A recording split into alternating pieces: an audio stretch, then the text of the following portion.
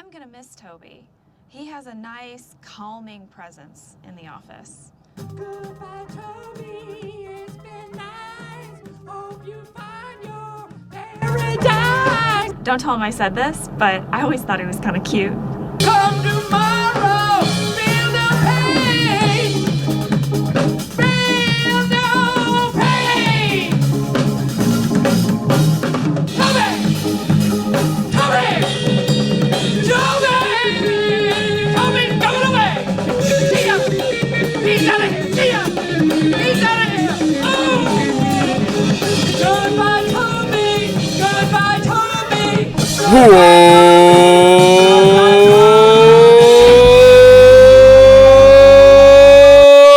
What's up, Philadelphia sports fans?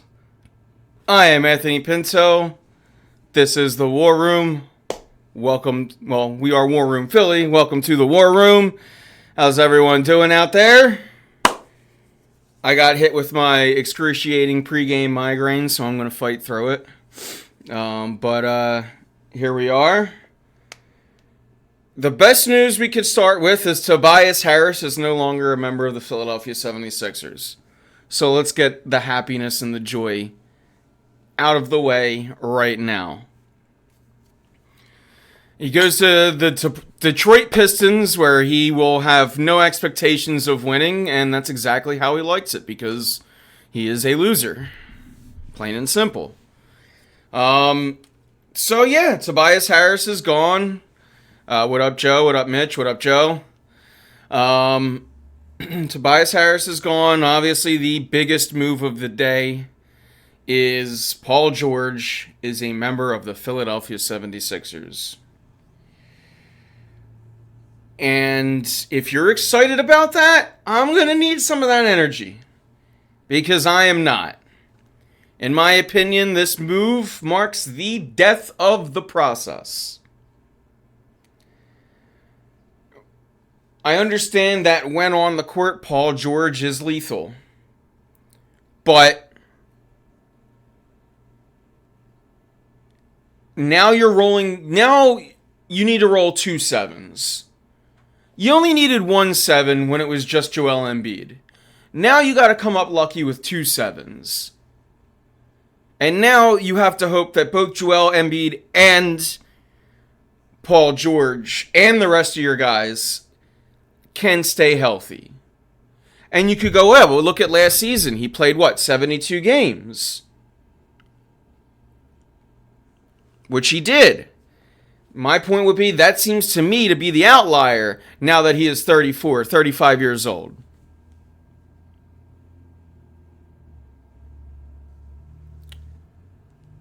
When on the court, this move makes great basketball sense. I'm going to keep it even keel. I'm going to try to play both sides since I don't have a co-host here. But I just, man, I don't see a ton of reason to be optimistic that over the next 4 or so seasons that we're going to get the most out of Paul George.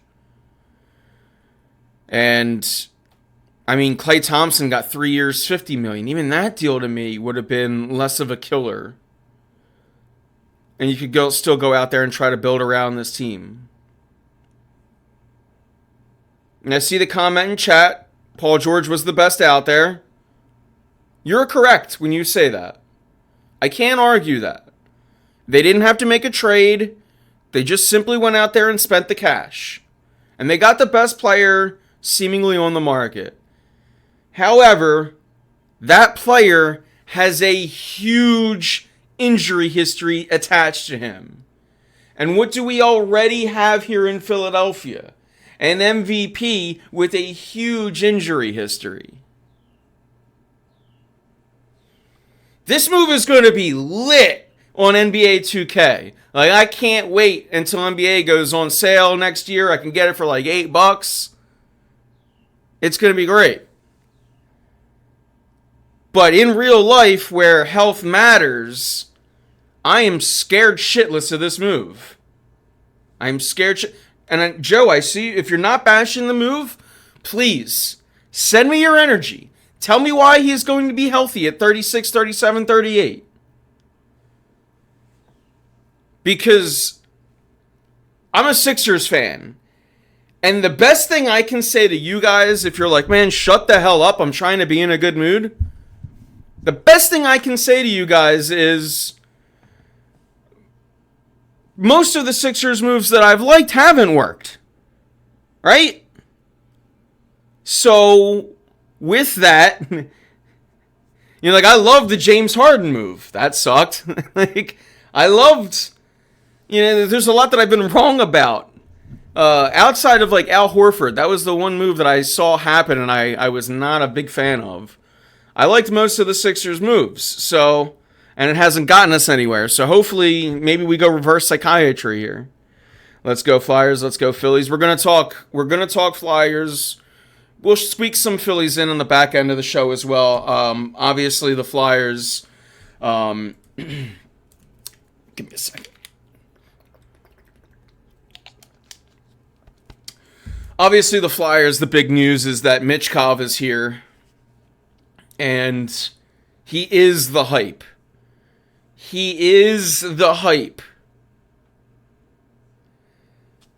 Like, Mitchkov is the reason that me here, I'm back. Like, I'm not identifying as an Avs fan anymore. I'm back. I'm orange and black. I'm a Flyers fan again. This guy is everything that he is going to be billed.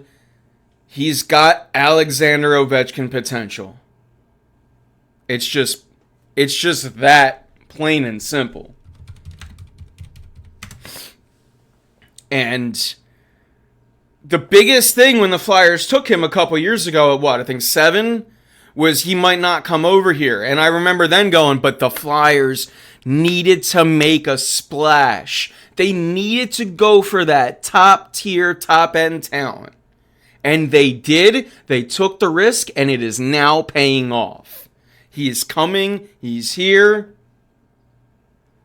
And we see the foundation of a very good team being put in place.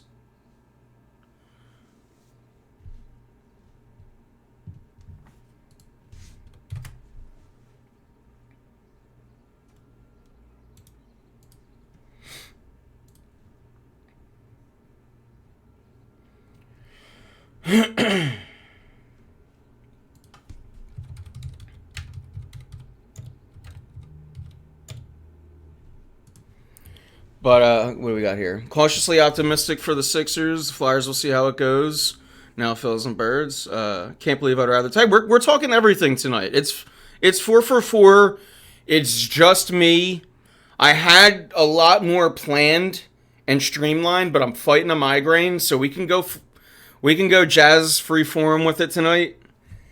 Because every now and then I got to take a break because even my own voice gives me a headache.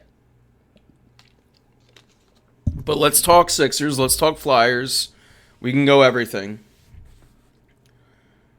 Yeah, the Broncos chat unfortunately has no home here, Mitch. You know that.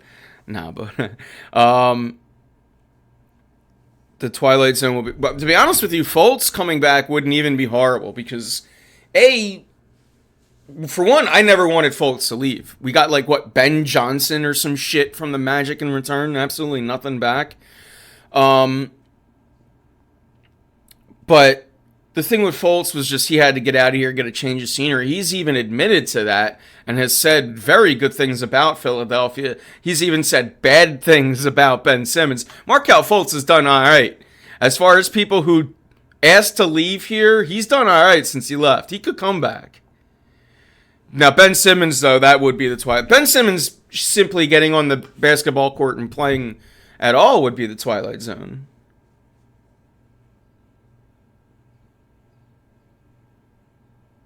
Oh, yeah, and yeah. Me and Joe, Mitch, have a long-standing... Usually, if I want to talk Sixers, that's when Joe wants to talk Flyers. And then when I want to talk Flyers, Joe wants to talk Sixers. It's just, It's just a thing. Whatever I'm in the mood for, he wants different. Story of my love life. Yeah, we're gonna get into everything. We're gonna talk the Flyers draft. We're gonna talk the Sixers again, Joe. And I'm not saying this in a contentious way. I'm saying this because I need the positivity. You want to talk Sixers? Tell me right now. Sell chat. You can be the co-host. This is your segment. Tell us why we should be excited about Paul George. Because I could tell you too. But it's more fun when chat tells you. But I mean, Paul George, let's not forget. Let me pull up.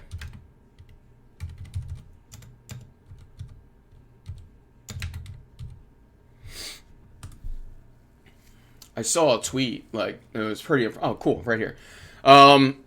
Awards that Paul George has won.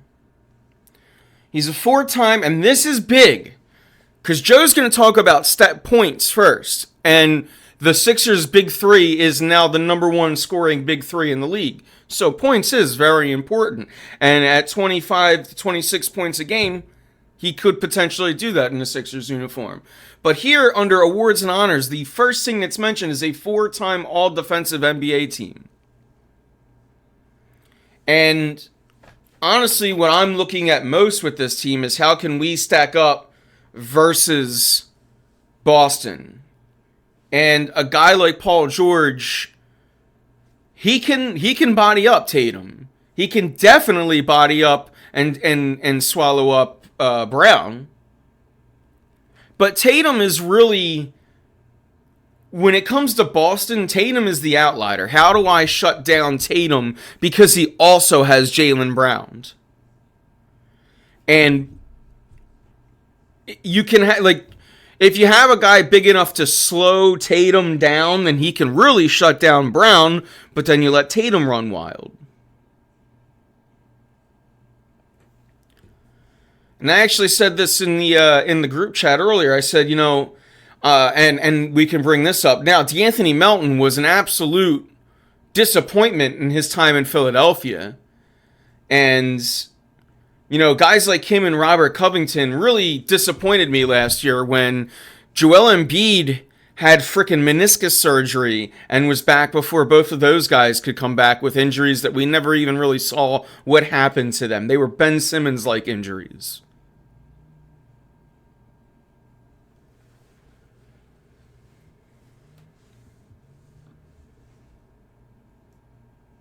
And D'Anthony Melton, hey, Joe, that was one that both of us, we were both high on that, and that was a swing and a miss, right? He really was a disappointment here. You can blame injuries, you can blame whatever, but even last year when he was held, or 2 seasons ago now, I guess, as we're moving into another one, his first season here with the Sixers, he was mostly healthy, but still kind of a disappointment, albeit it was much better of a season than last year's.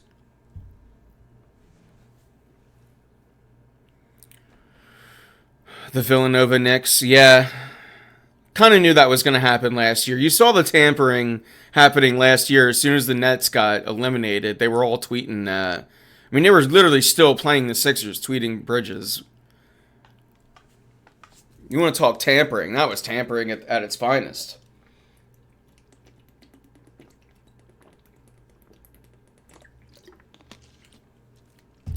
Anyone get Brandon Ingram yet? And I'm glad you brought that up, Mitch, because that's a name that I probably would have rather had Brandon Ingram than Paul George. Now, let me argue with myself since I don't have a co-host.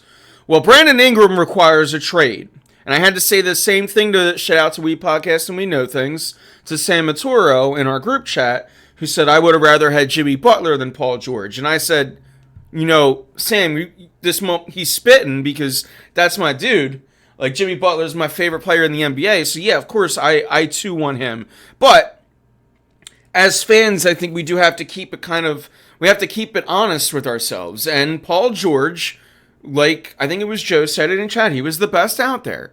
He was the best player that all you had to do was open up the checkbook and sign. And the Sixers did that.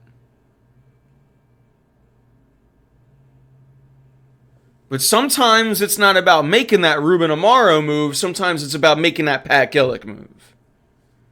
I think the Sixers kind of needed somewhere in the middle there. Brandon Ingram would have been great. Like, to me, theory crafting like Klay Thompson and maybe trading for Lauri Markkanen. Or Klay Thompson and Brandon Ingram. Or if you say Klay sucks and he's washed, forget Klay and you still can get somebody else and still trade for one of those guys.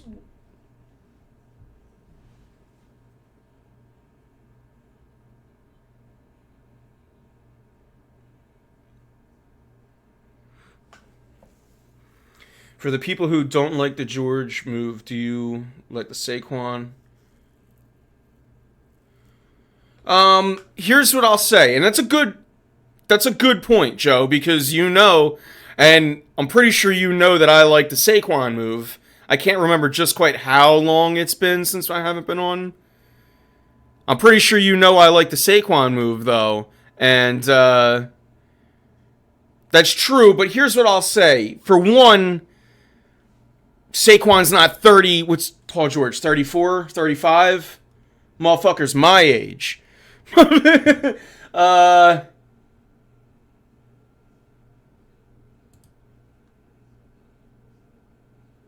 34.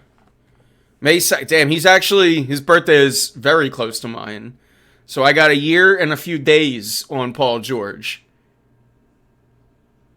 Feels old, man. That's like the biggest thing I can say is, and Barkley is years and years removed from a serious injury. Whereas Paul George, it was just 2022 where he played 31 games in the season.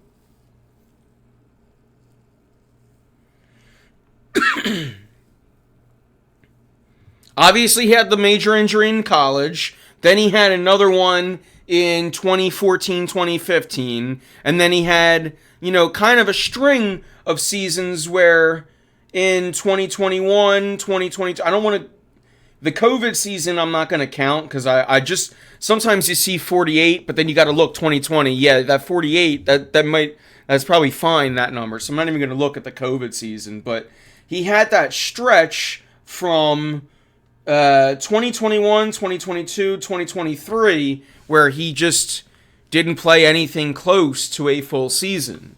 Now, 2 of those seasons, for what it's worth, 2 of those 3 seasons, he still made the All-Star game.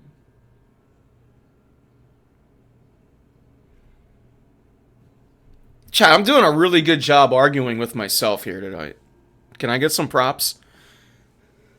I'm really trying to play both sides of the fence here. I'm really politicking here. For the record, I like both signings. The window for Saquon winning a championship is better than the Sixers. Honestly, you're probably right, Mitch. But I would say the window for the Sixers is just Joel Embiid. So yeah, you're right. I can't figure it out. I can't argue there. You're right. Eagles at worst are a year or 2 away from winning the Super Bowl. Sixers need some Rube Goldberg moves to win a championship. The Sixers, here's the thing. The Sixers just made that move. The Sixers now have 3 legitimate stars. The biggest problem is 2 of those 3 stars are what the people like to say made of glass.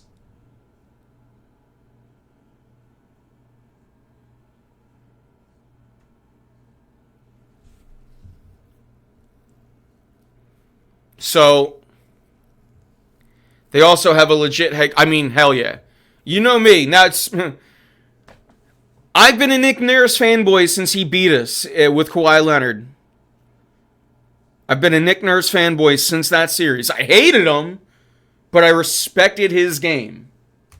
I'm a big fan of Nick Nurse, and it's why draft night, and again, chat, you guys are doing a really good job at keeping my head on straight tonight. I appreciate this. But it's why on draft night, and now we can talk. Let's try to do this. We're going to go from Sixers draft night chat, and then let's try to just work it. I'm going to give you a tip in the biz. We like to do like what's called segues. So right now, chat, you just laid me up for a perfect 1-2. So what we're going to do, chat, I'm going to let you inside here. If I had a co-host, which you guys are at tonight, we're going to go, all right. We're going to talk Sixers, and then we're going to go right in, and we're going to talk a little bit of Flyers draft chat as well. But let's go back to the Sixers. And I said it pre-draft night, Joe, I said in the group chat with Greg, Sam, and Murph, who is also usually in here, I said, I could see the Sixers really going out there and trying to get a wing and just a shooter. Or I could see them, I thought if Edey fell, I thought that they could go for Edey, but Edey did not fall. In fact, he got overdrafted at 9. And they got their backup center in twofold because obviously Andre Drummond, and then they got what's his name? I got it here. Adem Bona. They got him in the second round, so I think they got their backup of the future in the second round anyway. But what I was thinking pre-draft was that was probably the 3 ways that they go. The third being where they did go. I said, that, or I think Nick Nurse might want to groom his own style of point guard because Nick Nurse has an actual offensive scheme, which the Sixers haven't really had since the process started. And that's why Joe said that, the Sixers finally have a real coach, which what he means by a real coach is someone that implements an offensive scheme, which I agree with. I 2000% agree with.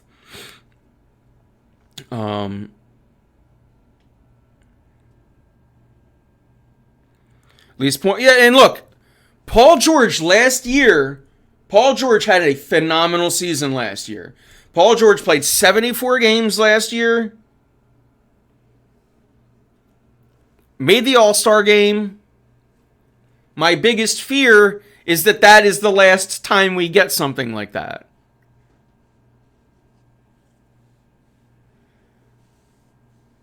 Edey is overrated. I think Edey going at 9 is pretty crazy. I thought at 16 it was a possibility just because, again, for the Sixers don't need a starter. When I look at that dude Edey, I think, man, that dude could easily be an NBA backup. So I'm like, if the Sixers took him at 16 just to fill out a roster spot, it would have been fine with me. However, again, I see, what up, Greg? What up, Greg? I see Greg in chat, and I was saying to him, we were just talking about the group chat with Greg. I kind of was saying that I could very much see Nick Nurse wanting to get his point guard to draft for his scheme. And in comes Jared McCain. And Jared McCain, my only knock on Jared McCain is that I think it's going to be hard for McCain and Maxey to be... I think it's going to be hard for McCain and Maxey to play defensively on the court together. I think offensively, they both have very similar games. But, it is funny to me that, these draft picks are 18 years old. Guess what? What do 18-year-olds do? They're on TikTok. You know what I'd rather him be doing? Is being on TikTok than, I don't know, doing things like Miles Bridges and beating his pregnant wife. What would you rather, chat? I'll take a TikTok. I thought he'd be getting roasted for the painted nails, but it's just simply because he's got a TikTok that's more popular than the Sixers.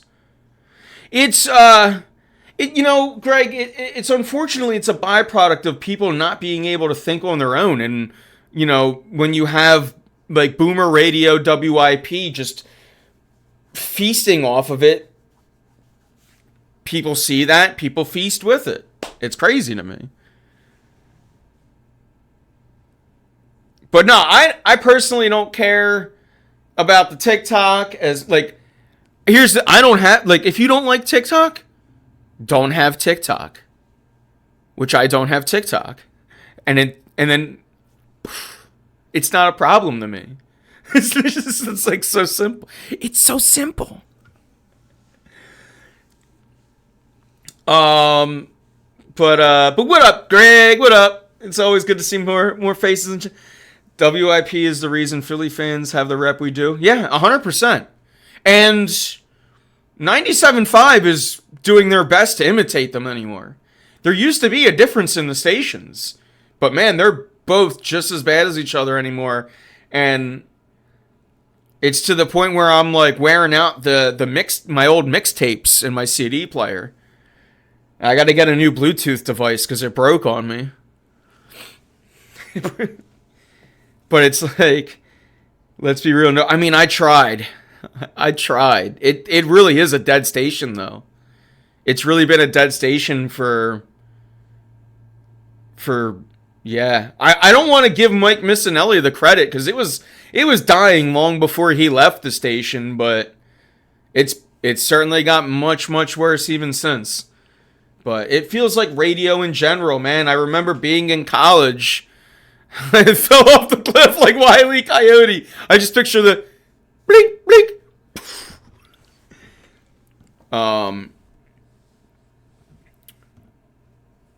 Yeah, it's Tyrone.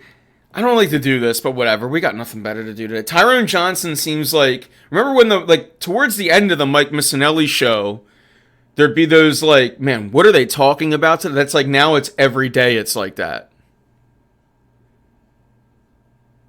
And he changed his, anybody notice he completely changed his cadence now that he's like the host? Now he like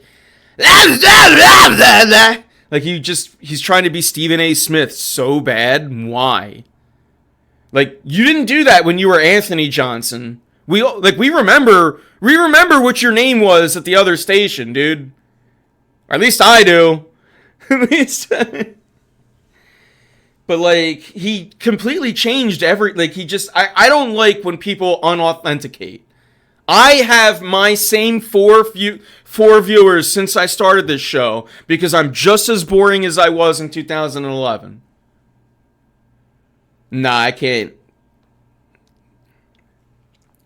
Tony Bruno is a space cadet. I think I even unfollowed him on Twitter. He got so bad.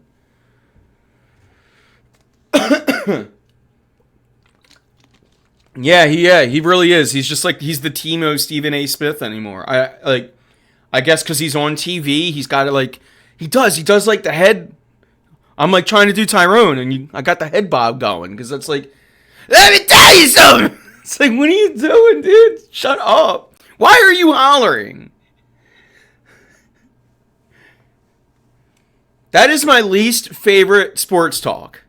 It's I have a mic and I'm just going to holler my point. I'm going to holler my point and that makes it better. Whether it be the hosts, whether it be the callers.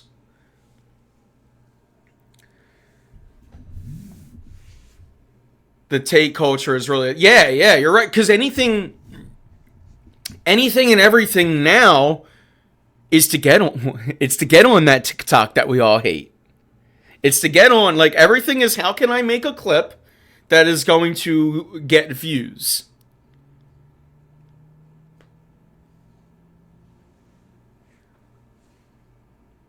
Speaking of which, let me show you guys. Rob, I can't, I'm not saying this to sound I haven't really listened to Rob, but I think he's on, oh, that's right. I feel like every time I hear Rob Ellis, I hear Hunter Brody. And anybody that refers to themselves as Broads, I'm just out. Just out. It's another one. He was one of the bad things of 97.5 and 94 picked them up. But yeah, let's get back into the Sixers draft. You guys can keep talking about we can keep talking about radios and such as well. But let's get into that Sixers draft. And again, I I wanted Connect. I think Connect would have been the better fit right of way for the Sixers too. Connect has a sneaky chance, especially because now he's a Laker. He's got a sneaky chance to win Rookie of the Year. If it's not one of the top two, it could be Connect. I should say this: if it's not one of the Frenchmen, it's going to be Connect. It could be, not it's going to be. I don't want to.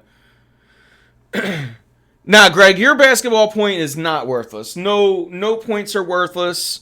You know just as much as I do, in my opinion. So, but you says, I like McCain. I like the See, I see PG, and I want to say point guard, which is why I was using the full terms when we were texting earlier, Greg. But yeah, you like McCain and you like the Paul George signing, totally casual. And again, you actually, Greg, you gave me a point that I wanted to argue really bad earlier. I wanted to be like, you can't just get out of contracts. Look at Tobias. But before I argued with you, I argued with myself. And I thought, shit, Greg is right, because Ben Simmons, that's a contract we wanted to get out of. And you got James Harden for Ben Simmons. It's, to date, Daryl Morey's only good move as a Sixer, maybe until now, this Paul George one. We'll see how this works. And when James Harden seemingly signed and then didn't want to play for the Sixers, you got out of that contract too. Markelle Fultz, his name, got out of that contract when you needed to. So sometimes you take maybe a season or a half season loss. But shit, that's a really Mitch, right? Go tweet that. That is that point is so good that I stopped my train of thought. Tobias Harris truly is the Sam Bradford of the NBA. That is a 2000 IQ point. You wanted, for the flaw, yeah, you wanted, I can't pronounce it, Helsinus and Connect. Yeah, and to go with the Flyers, I thought the Flyers, I like the pick because you guys know me. Hey, Greg, thanks for stopping in. We appreciate it. Take care of them kitties. Maury and Briere both took I think so too. And here's the thing, I do like, I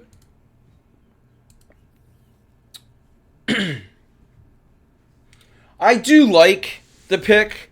I mean, the dude lives up to his name. His name is Jet, and he is fast as hell. And guys, specifically Joe, what have I said the Flyers need for years now? It's speed. I think that there were better players on the board. I think that they could have... I think they left assets. If that was the guy they wanted, I still think they left assets on the table. I think they could have traded back, got another late round pick, whether it be for this year, next year, doesn't matter. Every pick matters in a rebuild.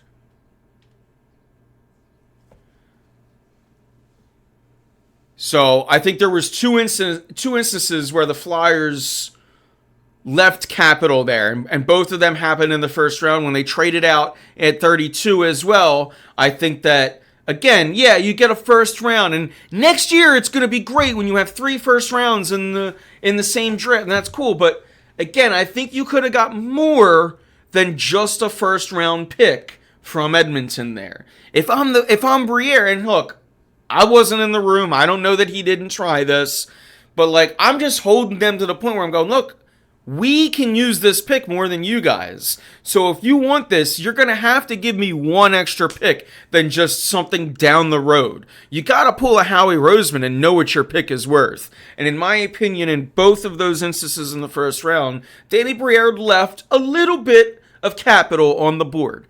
I'm not killing him for it. He's a young GM.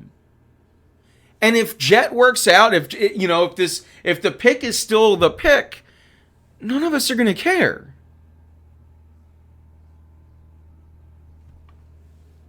But just giving, all due diligence aside, I think that was the Flyers. They didn't get an A on their first round of that draft day, and I do think the Sixers. I like McCain, and I think that down the road it could be the best pick for the Sixers.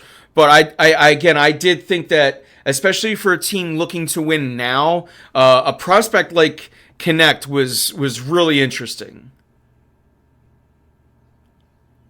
You could have had Kelly Oubre and Paul George, and then your backup wing player, he could have been right there and came right in off the rotation.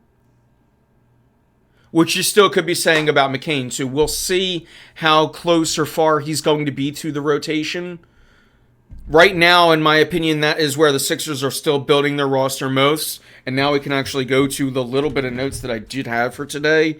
But when you look at this team now, you're still you're one person short. Is it going to be a point guard? Are you going to have Maxey at the 1 or the 2? But right now, you kind of know 4 of your starters. It's Maxey. It's Kelly Oubre. It's Paul George. It's Joel Embiid. Where and who is that 5th spot now is kind of the $1 million question, because is it going to be someone that's going to play? In my opinion, you have 2 options. Is it going to be someone that's going to play the 4, or is it going to be someone that's going to play the 1? Now, the cool thing with these 4 players in particular is you could even potentially still go out there and sign a 2. And this is something that I admittedly learned today about Paul George. But Paul George, according to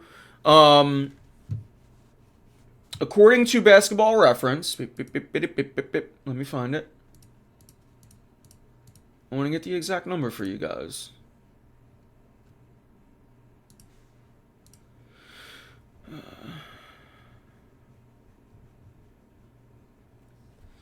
According to BasketballReference.com, last season, which Paul George, and I just said this as a positive for Paul George, last season Paul George played 74 games. 86% of his minutes last year came at the 4, which I didn't know. You look up Paul George, you usually see 2 or 3. He's either a shooting guard or a small forward. Now, last year, again, according to BasketballReference.com, he played 86% of his minutes at the 4. So, now you have a guy that can play anywhere from the 2 to the 4. Kelly Oubre Jr., kind of the same way. He's a smaller 4 if you put him at the 4. But we saw at times, even during the playoffs last year, where you would play Kelly Oubre at the 4, Batum at the 5 when you were going small. In my world, ideally, especially if I'm matching myself up against, let's say, the Boston Celtics, if you could find a 4 and slot him into this rotation, and you have Maxey, Kelly Oubre, Paul George, a legitimate starting 4, and Joel Embiid, now you can go toe-to-toe with the Boston Celtics. Now you can do that. That's a lot easier said than done. And now let's play a world where, and look, there's not a ton out there. Like, we asked it on Facebook, and I think the only question, or the only answer we got right now was Miles Bridges. Not Mikal Bridges, Miles Bridges, who, Dustin Arnold, we were talking about it, No, it wasn't Dustin Arnold, I'm sorry.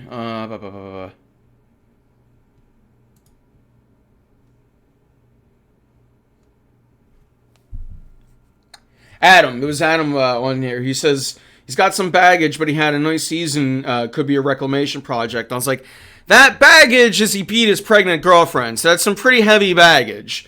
And look, I'll give him his point.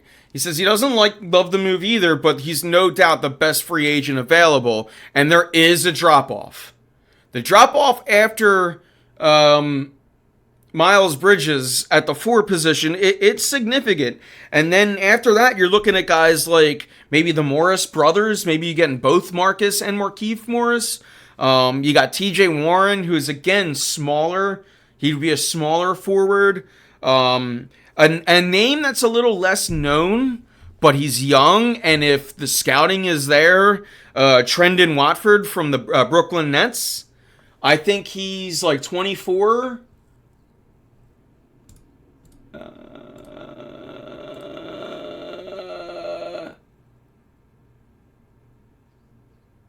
Yeah, he's 23. Last year, he averaged 6 points, 3 rebounds, and assists, and in 13 minutes. So this is the guy that, again, you're going to take him and hope that this would be like a Howie Roseman move where you're trying to get him before his big contract. But I agree with you, Miles. Look, man, I don't need a ton of morals out of my NBA athletes, but someone that has a felony charge for beating their pregnant girlfriend, yeah, I'm okay with that. I don't really need him on my team. So, he's not on my list. I just say that. But, to have a legitimate conversation, his point, Adams was right. And I'll give him credit for saying, I don't like him either. It's probably why I'm willing to give the guy as much as long as you can ride, this guy's a piece of shit. But, realistically speaking, there is a drop-off in play. But yeah, I say a guy like that, we just stay away from a guy like that. And there's a reason why Charlotte, we'll see. But yeah, I think that there's a few names out there. Not a ton are all that great though. We just went through them. So that's going to be the big thing now. There's still kind of one roster. Watford got re-signed. God damn. Let's go ahead and cross that name off the list then. I crossed the wrong one off the list. I could see the Morris brothers. I think you could see signings almost at the same time where you get Lowry, Morris, and we signed 3 Philly guys to like vet minimums. It could be that. It could be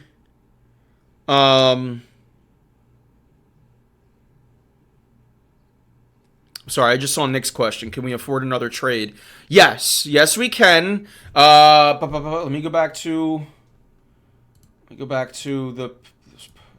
We got about $9 million now, and I was reading something that they also could make that to about $18 million through a trade.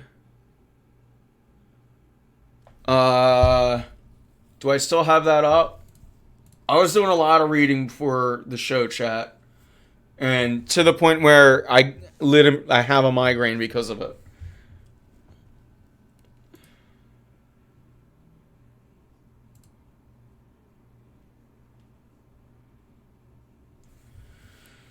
So they have cap holds. I'm trying to learn with you guys, so if this isn't enthralling stream right now, bear with me. But I'm trying to get you until Max. So Maxey has officially resigned. The team would have about $10 million in cap space.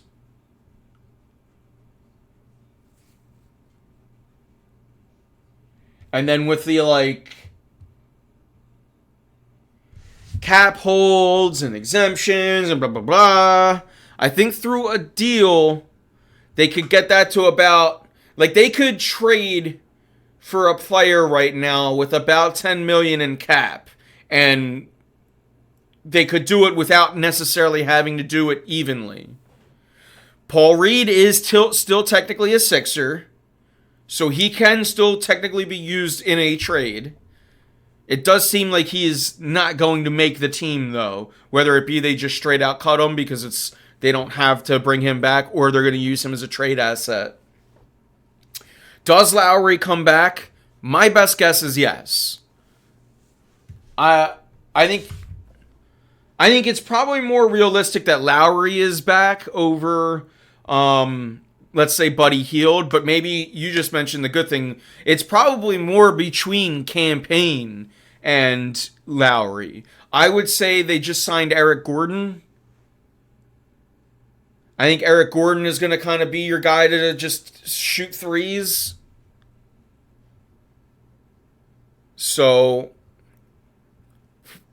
I tend to think that I think you would probably, out of those guys, I think it's probably going to be Lowry. I think they bring back Marcus Morris now that, they're eligible to re-sign him. I think they bring back potentially his brother too. I think I do. I think that the next 3 signings are they bring the Philly guys in. And they just come in all together. Like the North Philly boys just rolling in tough. I think that's how we do it now. But there is still those guys are here as like the back end pieces. There is still 1 or 2 moves to be made. That move could be Buddy Hield and somebody else. The move could be 2 people. It could be a trade. In my opinion, chat, your next move is either going to be at the 1 or at the 4. Do you want Maxey to be the point guard, or do you want Maxey to be the 2? If you want Maxey to be the 2, you're going to go out there and get a point guard. If you're sold with Maxey being a 1, you probably bring in Lowry, and then your point guards are Maxey, Lowry, and McCain. And then maybe you bring back Hield, because then you have like a Hield and OBJ at the 2. You have Paul George, who will rotate around at the 3 and 4. Should we have just drafted Bronny and gotten LeBron? I don't think it was. According to what I read, Rich Paul was telling teams if anybody else took Bronny, he was just going to go play in Australia. So LeBron already had his mind made up that he was going to stay in LA. I think this whole notion that just drafting Bronny means that you would have got LeBron, it's, to bring back WIP again, it's lazy sports talk. But I did see the Taurean Prince. He's a free agent too, correct, Mitch?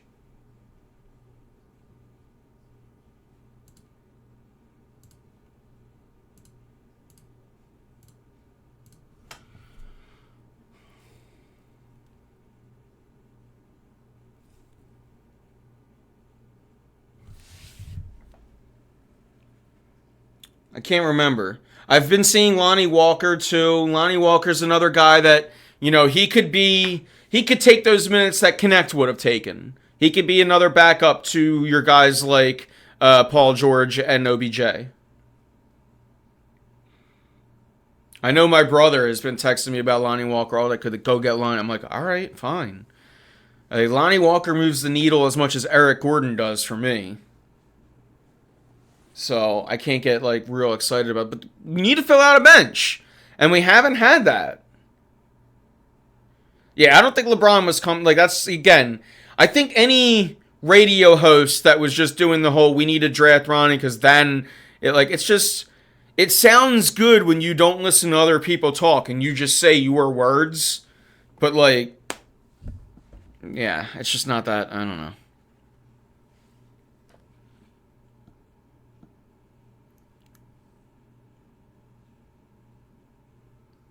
Are you asking me who would I rather have, LeBron or Paul George? It's probably LeBron, but that's only because LeBron I know can at least be out there on the court. But LeBron wants to play GM, and he's not a damn good one anymore. He's lost his touch.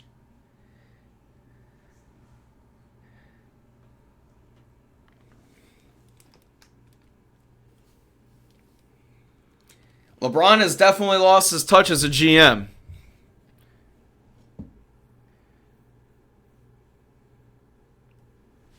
But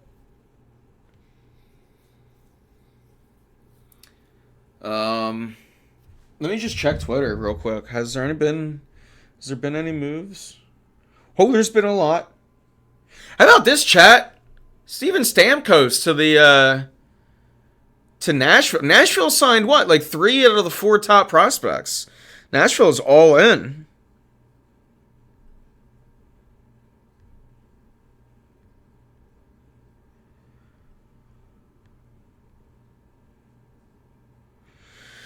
The Mavericks have sent 2 second-round picks to the Warriors to complete the sign and trade to Dallas. So, yeah, Klay Thompson is officially a member of the Dallas Mavericks. How many Phillies are going to make the All-Star game? Harper, Bohm.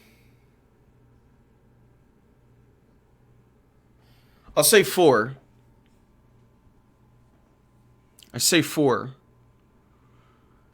I'm not going to say which 4, but you heard 2 of them. I think it's Harper and Bohm, and then I think 2 pitchers maybe.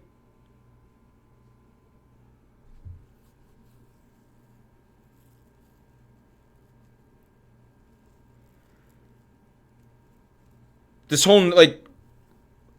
Now, look, Joe, if, like, let's say Harper is not 100%, yeah, then I don't need him playing, but this, like, anybody playing in the All-Star guests, and in particular position players, they can do whatever they want. Maybe my pitchers I don't necessarily need going out there, but man, it's just I don't worry about as long as they're healthy. So like I with Harper, you know, I need to make sure he's 100%. Maybe he plays before the All-Star break. If not, you know, maybe he just does the home run derby.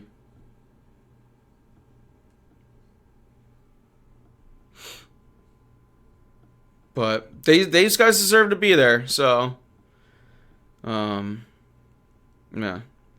I feel like Klay. I don't think Klay was underpaid. I do like the Klay Thompson deal more than the Paul George deal, for whatever it's worth, Nick. But Klay Thompson, 3 years, $50 million, a dude that's had several injuries throughout his career. Again, no spring chicken, not the greatest defender, more just a catch and shoot guy. But one of the best catch and shoot guys to ever do it.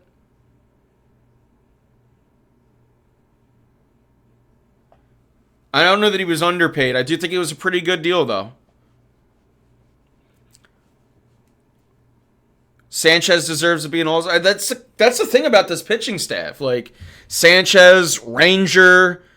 by the way, Wheeler and Nola, like, all 4 of our starters could easily be it. And then our bullpen guys, now Strahm is recently writing himself out of it, but he was right there in the mix. Hoffman could potentially do it.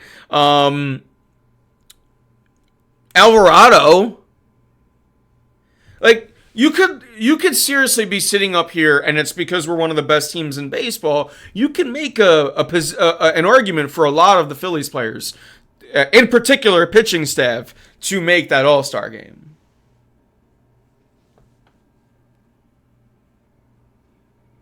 We may have, right now through the beginning, like right now, these guys are putting up better numbers than the 4 aces. Which is incredible because it's a base. It's like more of an offensive period now too. Nah, ebbs and flows. It's ebbs and flows. I don't think it's a wall at all. It's ebbs and flows. You'll see it with everyone. Everyone's gonna have a couple bad starts, and his wall has still been pretty good. Like his wall, it's like, well, we let up 3 runs. Oh shit, he's slipping. Because he was so dominant in the beginning that now his wall is he let up, a couple runs. Yeah, 1-3 exactly. A 3.79 is still pretty good in today's baseball. So we'll take that out of a little bit of again. It's ebbs and flows. Ebbs and flows. Baseball is a long season. Right now, we're in a bit of an ebb. You got 3 of your best players on the DL. It's unfortunate, or on the IL, I'm sorry. So it's a little unfortunate. But this team is so deep that, they're maintaining their heads above water. We're maintaining. So it's just going to be one of those things where we're going to keep fighting, we're going to keep watching, and it's going to get exciting because it's July now, so trades are coming. Is this team going to go and get a bat? Is this team going to go and get an arm? Is this team, Where and what do they do? They're going to do something.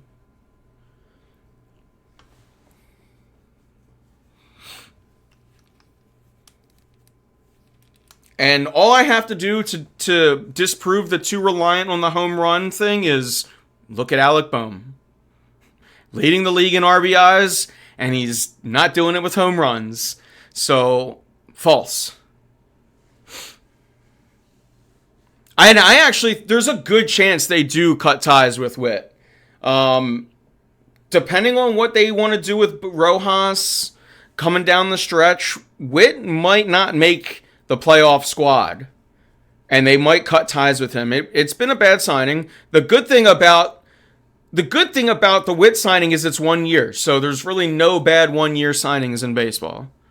You deal with them for this year, and that's it. But I do think that they genuinely might just cut ties with him. It's kind of now or never with him, right? Because now when you have these injuries, he's going to get his playing time. And if he can't show that he can do it now, it really is going to be time to just cut your losses.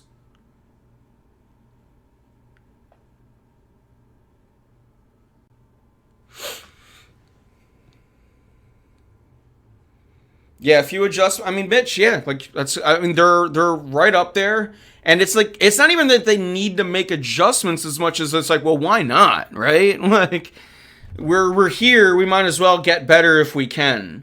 I don't know where they do that though. Obviously, the biggest need is somewhere in the outfield. If you could address center field or left field and solidify one of those spots, that would be the easiest. The other thing is if you could get a solid first, potentially like a right-handed first baseman. I saw that they had I saw that they have they've been inquiring about the Marlins closer. So and look, I get the whole legitimate closer thing. If you're not sold on Jose Alvarado, I don't know who or what is. Just Jose Alvarado is the closer of this team. Rob Thompson just doesn't always use him in the ninth inning because sometimes the more important outs come not in the ninth inning. However, I'm not going to argue that if they go out there and get somebody to help the bullpen, sure. It's like cornerbacks in the NFL. Everyone always thinks they could use an extra one, and everyone does. So if you're a good team and you can go out there and get another one, by all means do it.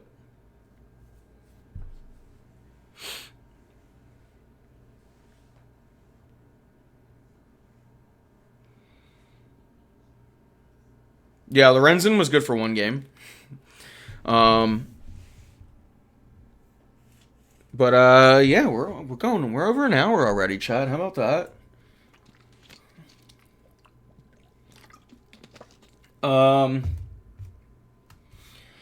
So yeah, I guess let's try to go through.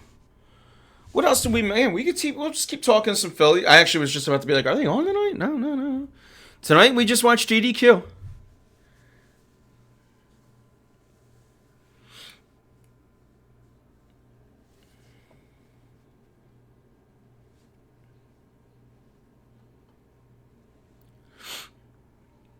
I don't think he was talking shit on Brad Lidge as much as he was making fun of you for bringing him up. Joe. No one here is talking shit on Brad Lidge. But also, again,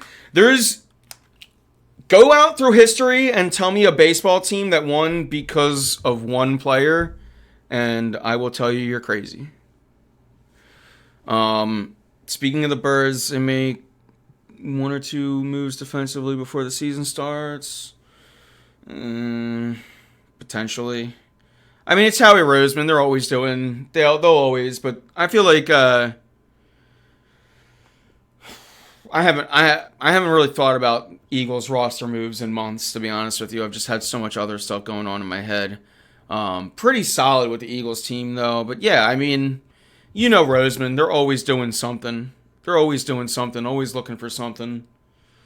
I think the move with the Eagles is going to be... I think the Eagles and Phillies right now are kind of in the same boat where they're trying to see if they can get lucky and package their trash.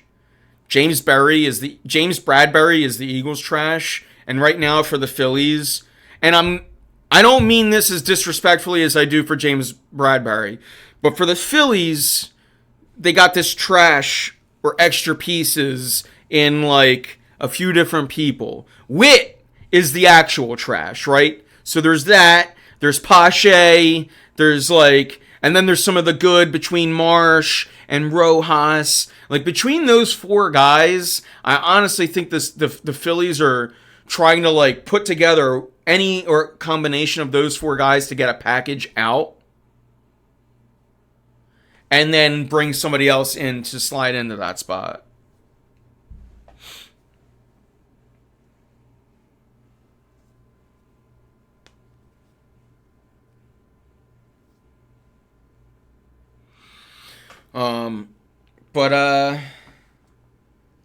Yeah, I mean,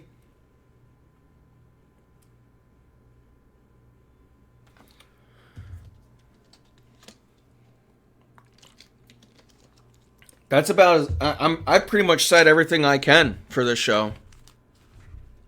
So we can start hitting some final thoughts up. I'll go through. Let's get through.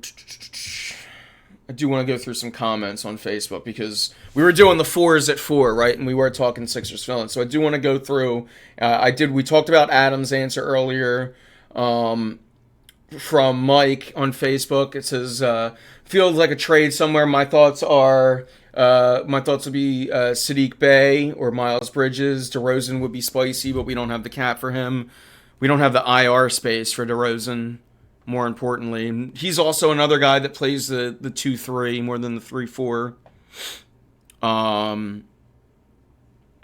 Marcus Morris, yeah, I do. I think Marcus Morris and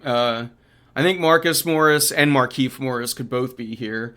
Covington, Batum, and Ashua. I already corrected him. Batum's already gone. Robert Covington. The only reason why I would bring Robert Covington back is because he's a dude that can D up Tatum at like I think Covington's listed at 6'10". He's a guy that can D up tall guys like Tatum. To me, that would be worth a roster spot.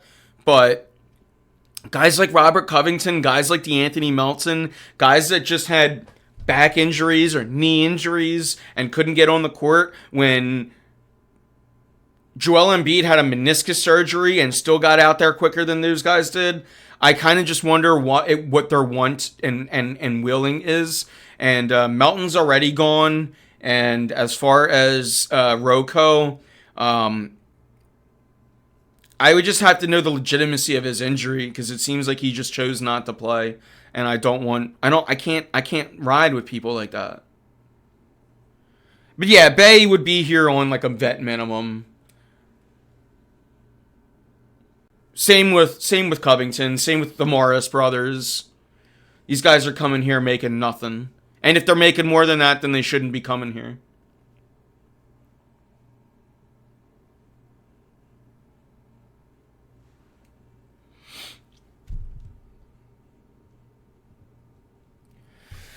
But yeah, this is like what can I do? For some reason, they're not popping up. It's on Facebook, the list that I'm going to.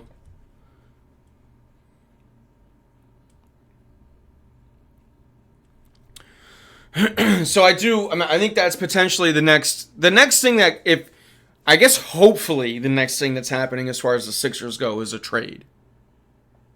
Hopefully. But Dario could be a legitimate. I mean, now the thing about Dario is he's more of a center, but he could play the 4.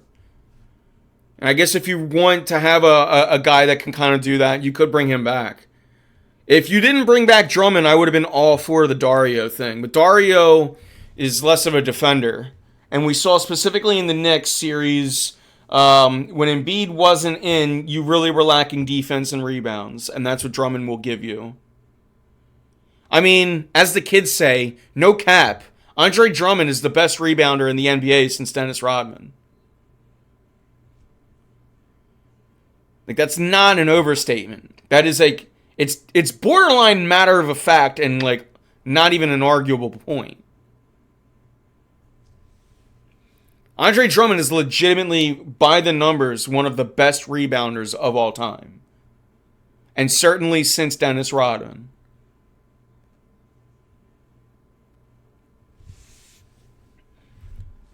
So, you know, while it's like it's just a backup center and we can't get too excited, it is going to be nice to know that when Embiid's not on the court, your team isn't absolutely fucking putrid. Because, holy! Give your balls a tug!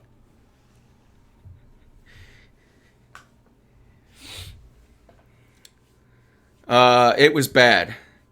You had Bamba, who had cement feet, and you had Paul Reed, who has no brain. Holy! So now you have someone who can legitimately play basketball and understands the sport, and you have a rookie. So there is, in theory, room for Saric in that rotation.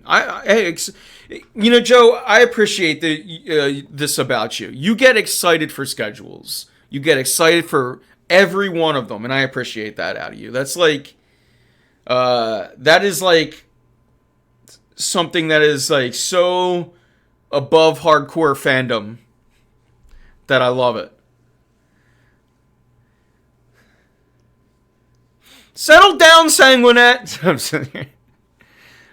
Can't wait for that scumbag. Yeah, true. But yeah, again, the schedules, it's... I'll get excited for the games. I can't get, like...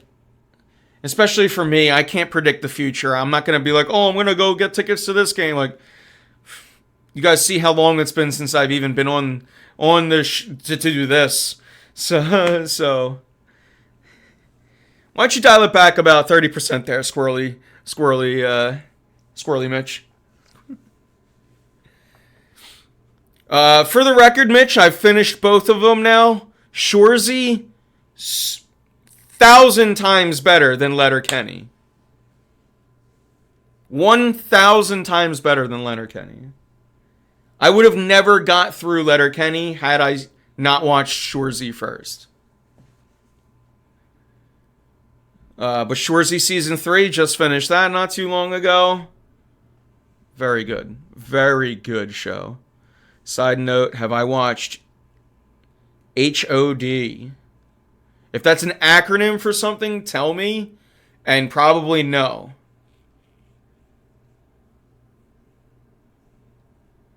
I don't think so. I'm currently watching Acolyte, sort of. Shorzy is better than Ted. I haven't watched Ted Lasso. I don't have the Apple for it, but yeah, I very much enjoyed Shorzy. Seasons 1 and 2 were better than 3. I didn't like how 3, they kind of like doing a little dramedy there a bit. They're trying to make it something going into season 4, I guess, but man, just such a funny show, and it's so well paced. Which Letterkenny is not, man. Letterkenny's... I don't understand how these two shows were written by the same person. Because Letterkenny is so slow. And Shorzy is so fast. House of the Dragon. Oh, hell no. I do not care about any... If the person is wearing a cloak, I'm out. I guess unless it's Doctor Strange. But like... anything with dragons and swords and Ren Fair and Lord of the Rings or yeah, what's the other one now? I said Lord of the Rings. I didn't mean to say Lord of the Rings. Now it's the only House of the Dragon. You know, that world. I just respectfully, I don't care about it. Flyers home opener was leaked against the Canucks. Okay. Yeah, Jared Kesso's. He's a genius though. And I'm not knocking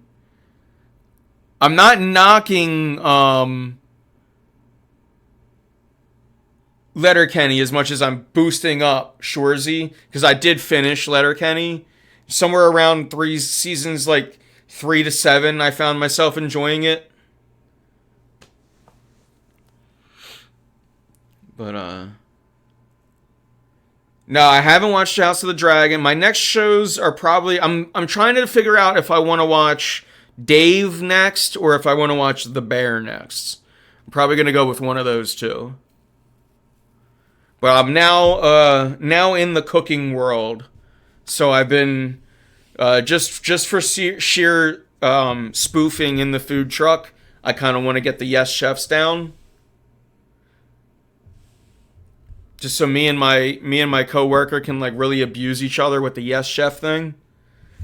So I think I might go The Bear next, but I've also been recommended by a few people to watch Dave, and Dave is a comedy, and that's why I kind of want to watch Dave, but I might save Dave for like basketball season, because Lil Dicky is such a Sixers fan that I might need something to like hype me up.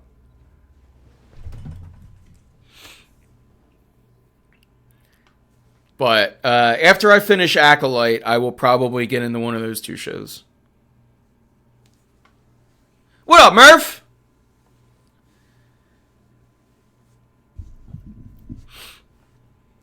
Where's the... Isn't that Gordon Ramsay? That's the... Yeah, we do a lot of that. We do a lot of that in the food truck. We do a lot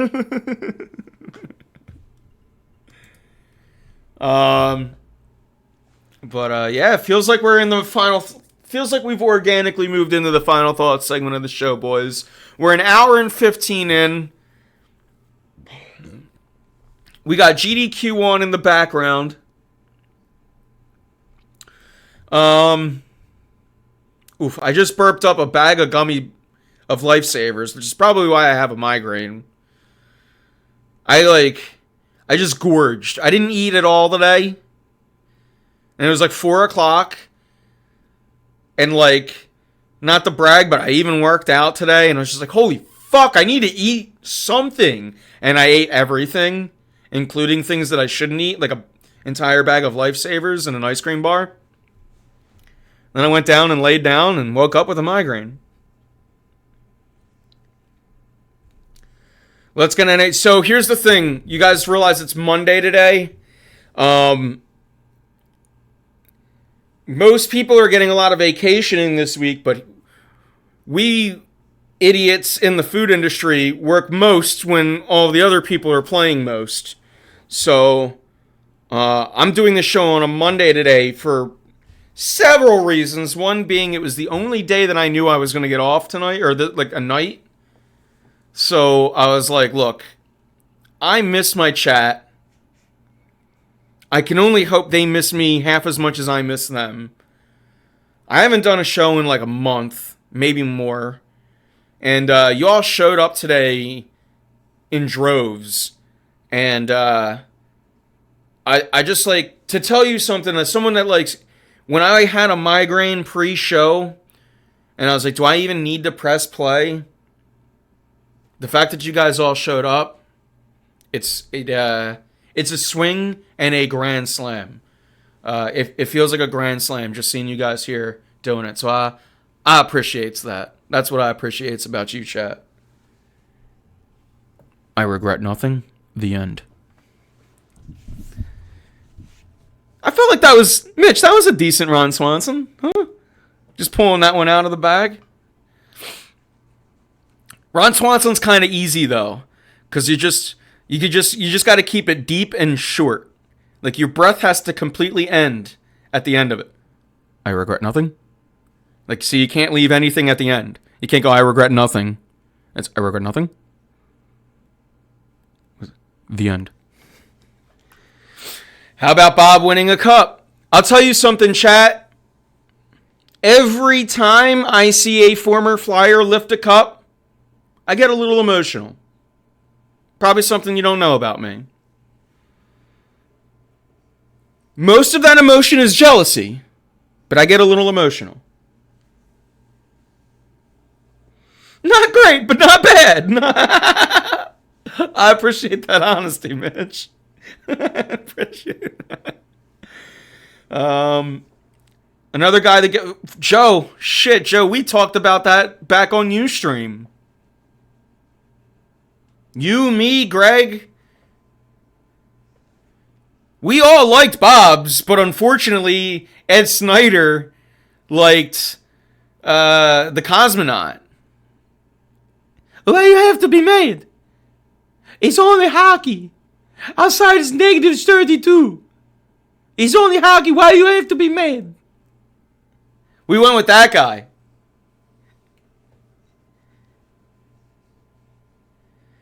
Joe, you spitting tonight, boy.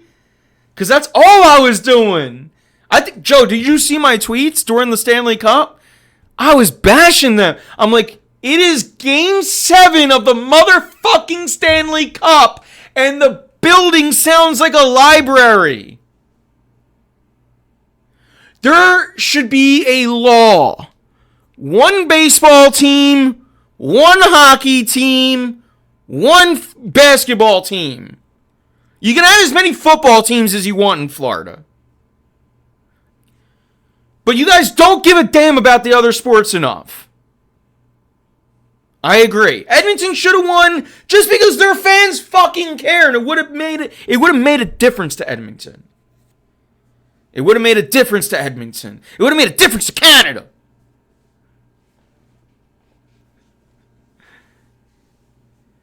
Yeah, no, like, they need to figure something out. Because the parades are putrid. There's no one there.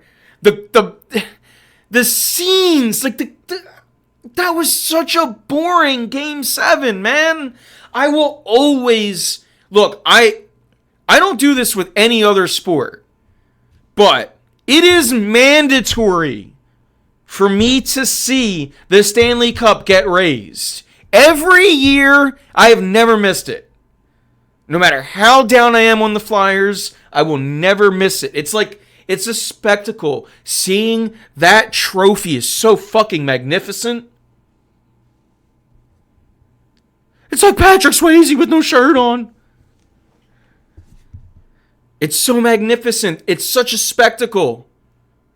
That any time I know that cup is going to potentially be coming out, it is must-see TV.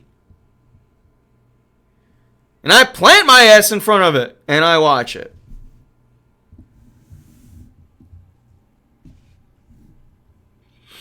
And it's truly why when I see guys like, I'll never forget, the biggest one for me, and probably for a lot of us, was when Flyers West won it. And when it was Gagne, Richards, and Carter.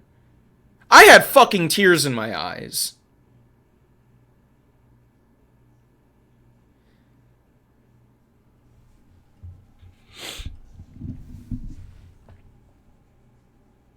Because I wanted those guys to do it in orange black. Take about 50. Chemo, yeah. No, like I said, every time a former Flyer, as soon as they hoist it, I get a little, and that Stanley Cup brings a little extra emotion out of hockey fans. So,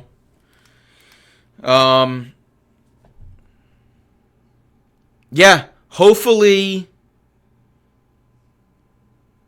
the fact that we have, I don't mean to, like, I don't want to hype it up, but I genuinely think Mitchkov is a generational type talent. Let's surround. Dear Philadelphia Flyers, it's your boy Anthony Pinto here. Take a look at what the Philadelphia 76ers just did throughout their process. They had this superstar called Joel Embiid, and throughout his entire career, up until and maybe possibly including now, have filled the man with absolute garbage. We here at War Room Philly are imploring you to do one thing, and that is to make sure that Mitchkov is surrounded with some actual talent and potentially can see a generational talent hoist a Stanley Cup here in Philadelphia for the first time since 1975? Is that too much to ask? That's all. That's all.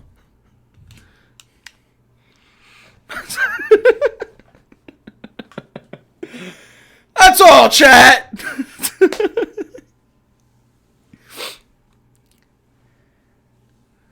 That's all.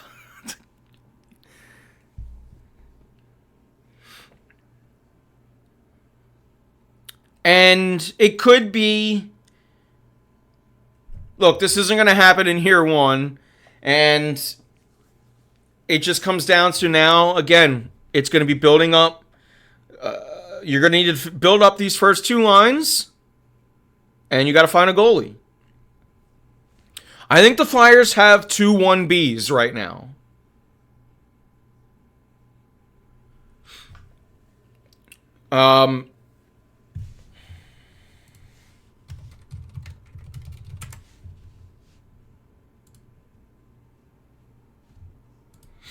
I think between Ersson and Fedkov, I think you got 2 1Bs. Now, Fedkov did not have a great showing in his, early stint last year. I'd like to think that a full off season, adjusting, practicing, getting equipment that fits, I think we're going to see more out of Fedkov to the point where we'll be like, all right, we have 2 1Bs. I think that's where the Flyers are at currently with their goaltending situation.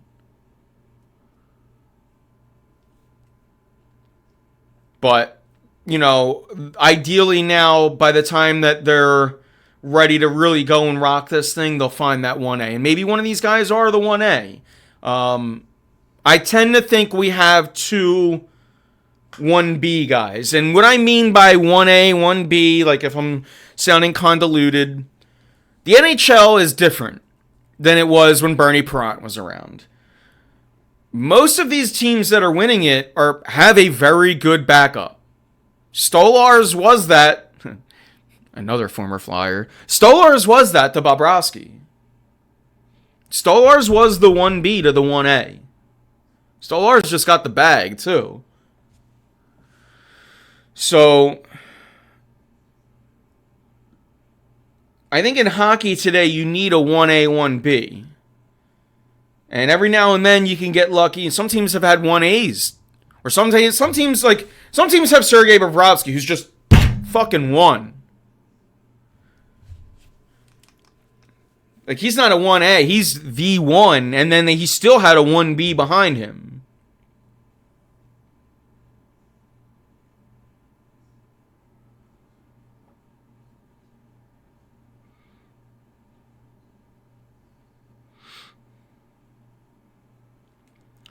So, I'm just reading you guys selling. If the devil is in chat, by all means, we have a couple viewers offering their soul. Yeah, I'm with you.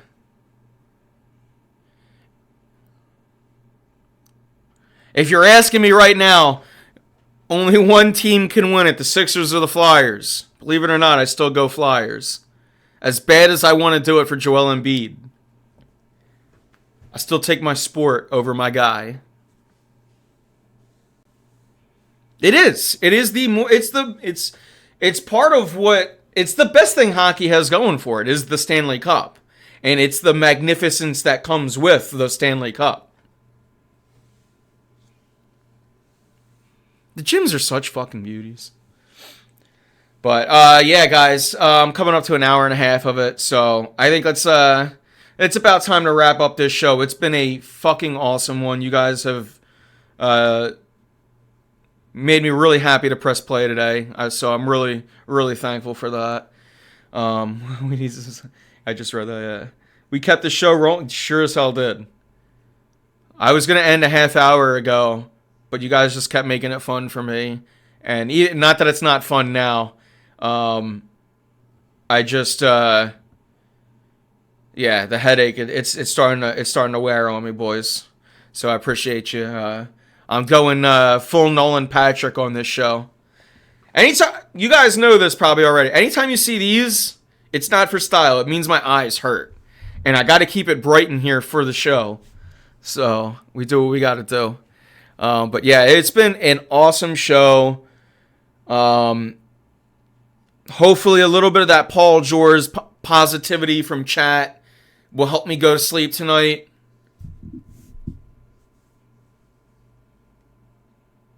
I woke up at like 3 a.m. last night and I checked my phone. And I was like, all right, good. Paul George isn't a Sixer. And then I woke up at like 7 this morning. And I'm like, I fucking missed it by an hour. He signed at like 4 a.m.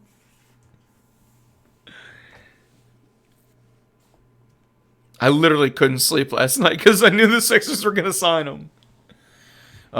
So, again, hey, look, I'm not knocking the player. I'm just knocking his availability. And I am very concerned that the Sixers have 2 injury risks. That being said, if you can turn injuries off, goddamn, they got themselves a player. You woke up to John. Damn, dude. Shoot. What a name drop. But yeah, again, guys, it's been an awesome one. It seems like we got it all out. We went 4 for 4. Thanks to Joe bringing up Saquon Barkley. We technically went 4 for 4. I did not have much to offer in as far as the last minute moves thing for, I think, Mitch's question. But, because he just got home from the strip club and he's like, fuck it, I'm going to Philly. I guess in LA it's only midnight, right? And they were meeting out in LA. But yeah, they still got that shit done late.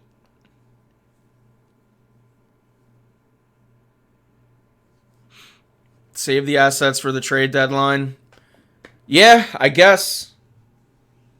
Again, it's happened now, boys. So I'm a Sixers fan.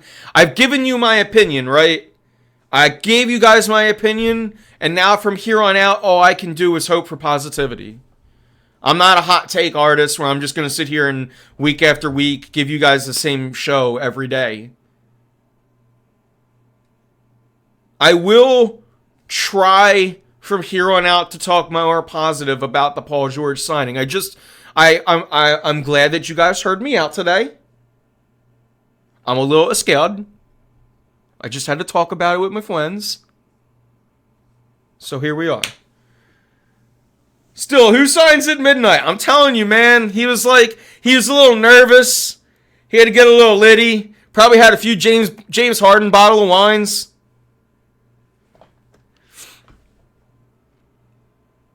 And here's the other thing that you get out of Paul George, though. You get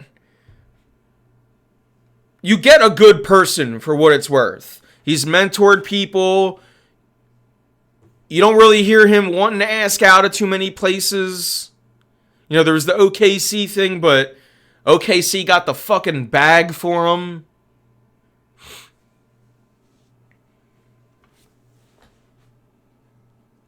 So, I would love to come up here and just be angry. And I am that a little bit, but at the end of the day, I'm a Sixers fan and I'm going to roll with it. So, guys, it has been an absolute blast. I thank you guys all for PG lifting that trophy. Is going to look. Here's all I can say is I've liked almost all the other moves and I was wrong. So maybe I'm just trying something different here. I want the Sixers to win at the end of the day. So I hope it's right. And there's a lot of positionless. There's a lot of versatility in that Sixers lineup. In the 4 that we know are starting. Let's see who the 4th is now, and then we'll go from there. Depending on what the next move is, the level 4 excitement on the Sixers, even for me, not loving this PG, it could go through the roof. The next big move, maybe there isn't a big move left, but it feels like there's still a move in the Sixers that's like at least a B tier player. And depending on who and what that is, it could really shape this roster. If you can somehow find a legitimate 4 to stick into this roster that will quite literally stick Tatum, you're in it. Lauri Markkanen would be the deal. I just don't see it possible to happen at this point. I don't think you have the cap room for it. Because I think like they have 9 in like liquid cap, but then they have about 10 million in like reverse, so that would put them to about 19. Markkanen's making 18. You'd have to get like free players for the rest of your roster. So I'm not sure it's possible, but the NBA is a little weird. But man, if you could get Lauri in this roster, you're competing for the East. Assuming the health of your your big 2.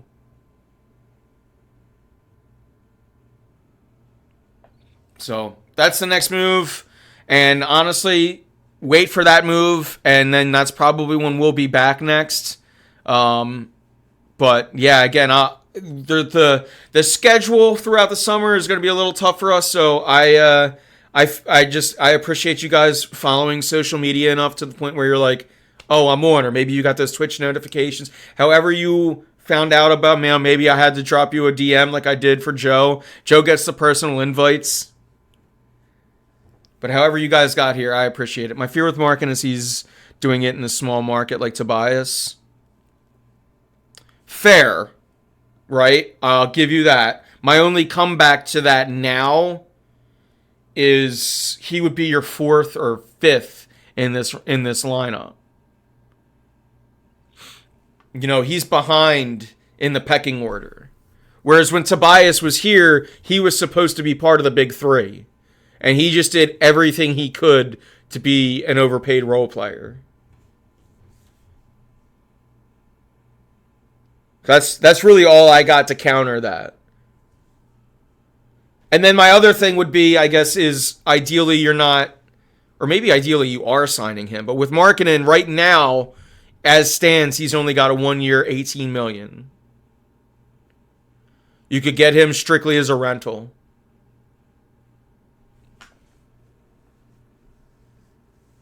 But I'm really bringing Markkanen up because I know my boy Keith wants him so bad.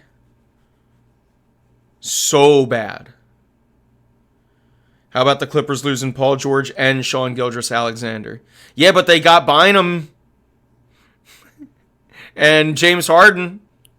Not Bynum, Batum. I said Bynum. What a piece of shit. Yeah. And that's, again, that goes back to the Paul George thing. Like, you know, Paul George, at least when he wanted to get traded, he did it to the tune where his team got the bag. Not like James Harden, where we had to pick up scraps. Sorry, I said Bynum and I threw everyone through a loop. We all just shit our pants. But all right, boys. Bynum never played. Yeah, that was the start of the process. Bynum was so bad that we started the process.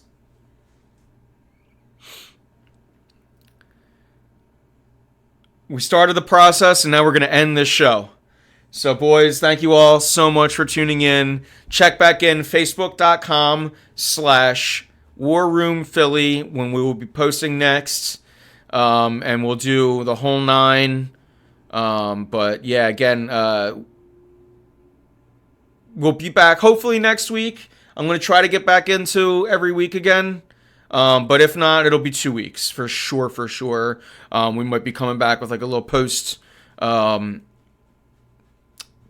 All-Star break show at latest.